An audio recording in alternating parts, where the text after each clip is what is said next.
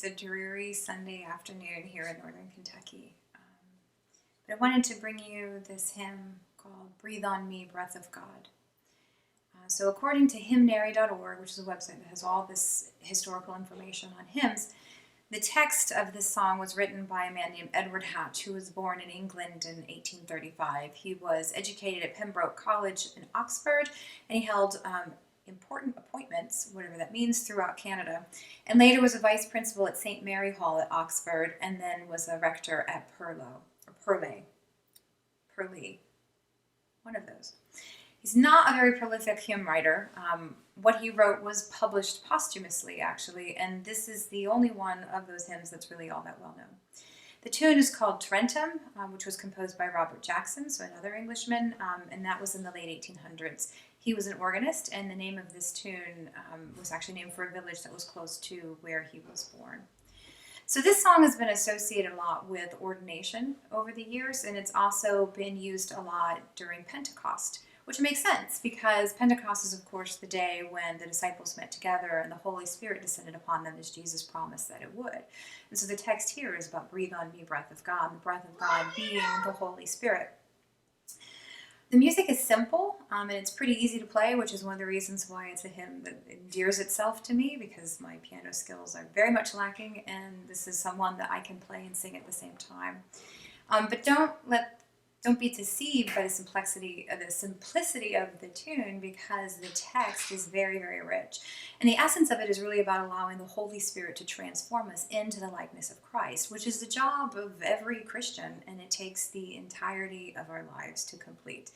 It can be very frustrating because, we have this vision and this image of what we know, how we know Christ is, and how we know we need to be, and this constant battle of the flesh within us, always, bouts of anger or whatever it is that kind of gets your goat that day.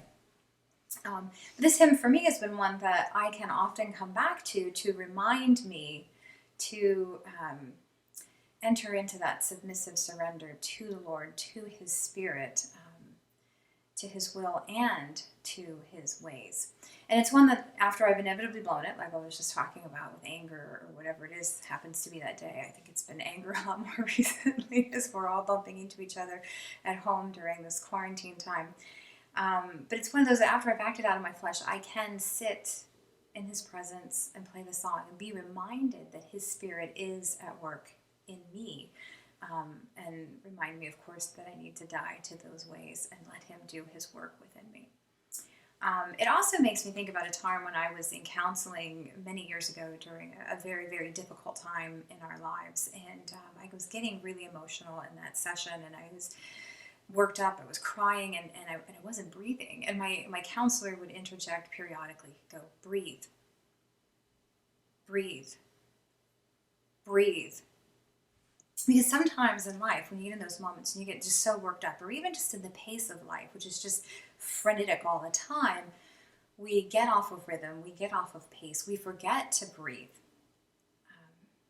And breathing's essential. We have to breathe. It's required for life. And for the Christian, breathing in rhythm with the Holy Spirit, that breath of God, is what is essential for the Christian life.